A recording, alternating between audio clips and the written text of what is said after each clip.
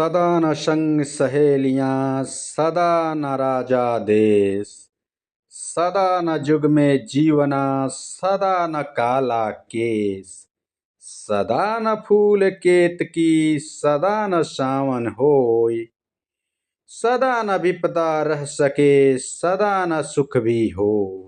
यह पंक्तियां केवल कविता नहीं हैं, बल्कि इतिहास का निचोड़ हैं। क्योंकि दुनिया में कुछ भी अस्थायी नहीं होता और आज यही सच्चाई सऊदी अरब के सामने खड़ी दिखाई दे रही है। एक ऐसा देश जो पिछले कई दशकों तक दुनिया की सबसे अमीर अर्थव्यवस्थाओं में गिना जाता था, जिसने तेल की कमाई से रेगिस्तान में सोने के महल खड़े कर दिए, जिसने पैसा इतना देखा कि खर्च करने के नए नए तरीके उसे खोजने पड़े। लेकिन अब वही बेतहाशा दौलत उसके लिए सबसे बड़ी मुसीबत बन चुकी है और हम बात कर रहे हैं आज सऊदी अरब की। सऊदी अरब जिस आर्थिक संकट से गुजर रहा है वह केवल पैसों की कमी नहीं, बल्कि गलत नीतियां, गलत प्राथमिकताओं और बिना भविष्य की योजना बनाए किए गए फैसलों का नतीजा है। सऊदी अरब ने तेल की कमाई को हमेशा के लिए अस्थायी मान लिया और यही उसकी सबसे बड़ी भूल थी।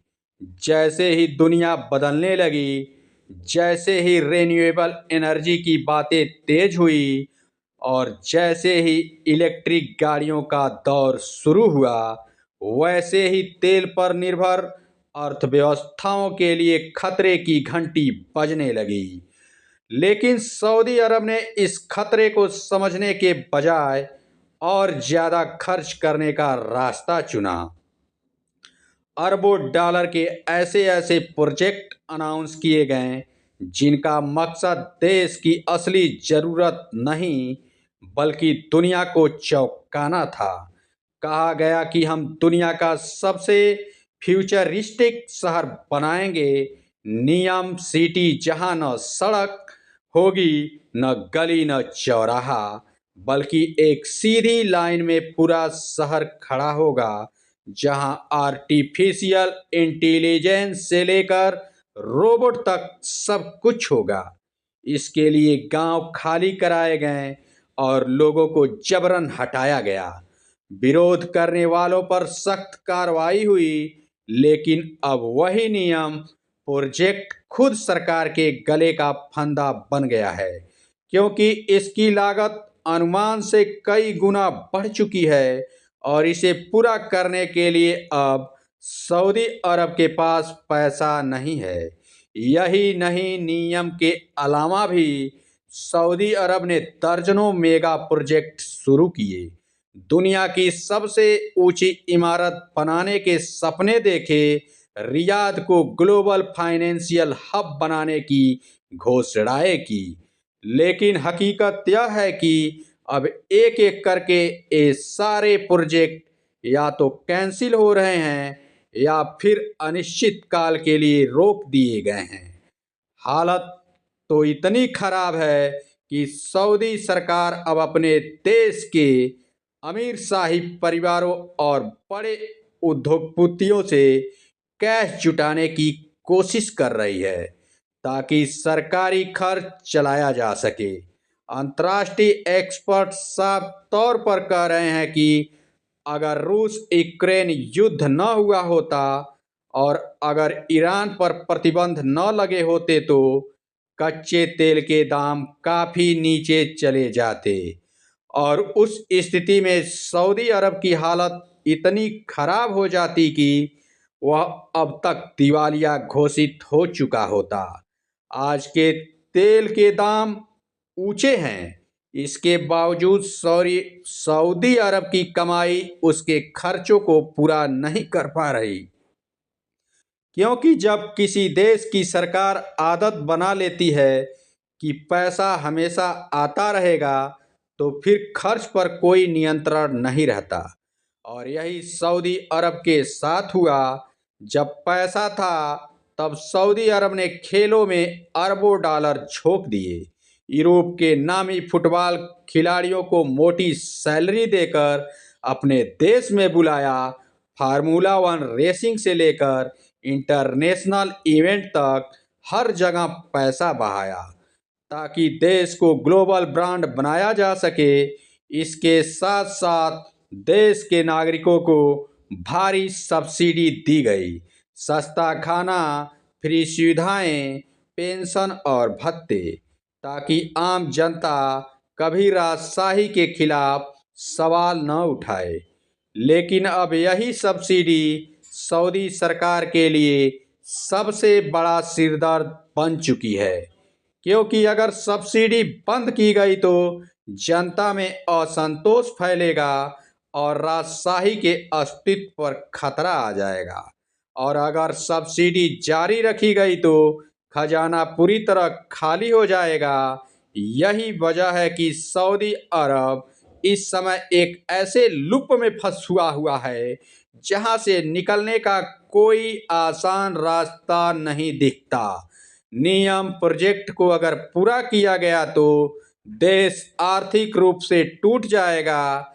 अगर अधूरा छोड़ा गया तो अब तक खर्च किया गया $1 ट्रिलियन से ज़्यादा पैसा पानी में मिल जाएगा और अंतर्राष्ट्रीय स्तर पर भारी बदनामी होगी। और यही संकट मोहम्मद बिन सलमान की सबसे बड़ी विरासत बनता जा रहा है, जिन्होंने सत्ता संभालते ही बड़े बड़े फैसले तो लिए लेकिन मजबूत आर्थिक नींव तैयार नहीं की। इसके उलट अगर हम यूएई की तरफ देखें तो तस्वीर बिल्कुल अलग नजर आती है। यूएई भी कभी सऊदी की तरह तेल पर निर्भर था, लेकिन करीब 25 साल पहले वहां की लीडरशिप ने यह समझ लिया कि तेल हमेशा नहीं रहेगा और उन्होंने समय रहते अपनी अर्थव्यवस्था को डाइवर्सिफाई करने का सफ़र शुरू कर दिया। दुबई को टूरिज्म हब बनाया गया, फाइनेंशियल सेंटर डेवलप किया गया, बैंकिंग, गोल्ड ट्रेड, एविएशन और रियल एस्टेट को बढ़ावा दिया गया। आज हालत यह है कि यूएई की अर्थव्यवस्था में तेल का योगदान मुश्किल से 10% के आसपास रह गया है, जबकि 90% कमाई टूरिज्म, ट्रेंड और सर्विस सेक्टर से हो रही है। दुबई का एयरपोर्ट दुनिया के सबसे व्यस्त एयरपोर्ट में से एक है, जहां से सरकार को अकेले एविएशन सेक्टर से अरबों डॉलर की कमाई होती है। और सबसे हैरानी की बात यह है कि यूएई अब यह तक कह रहा है कि भविष्य में वह तेल बेचना ही बंद कर सकता है, क्योंकि वह प्रदूषण बढ़ाता है। कभी जिस यूएई का अरब देश मजाक उड़ाता था, आज वही यूएई पूरे मिडिल ईस्ट के लिए मिसाल बन चुका है। जबकि सऊदी अरब और उसके जैसे कई देश अब अपने अस्तित्व की लड़ाई लड़ने की स्थिति में आ गए हैं। आने वाले साल, खासकर 2030 तक, बहुत निर्णायक होने वाला साल है, क्योंकि जिस रफ्तार से दुनिया बदल रही है उस रफ्तार से अगर तेल पर निर्भर देश खुद को नहीं बदल पाए तो उनकी हालत और खराब होगी।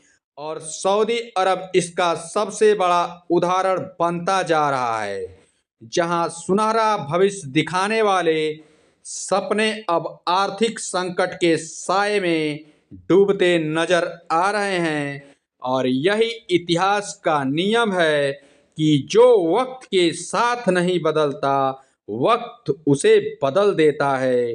चाहे वो सऊदी अरब हो या कोई अन्य देश, हमेशा ही समय के साथ अपने आप को मजबूत करना चाहिए।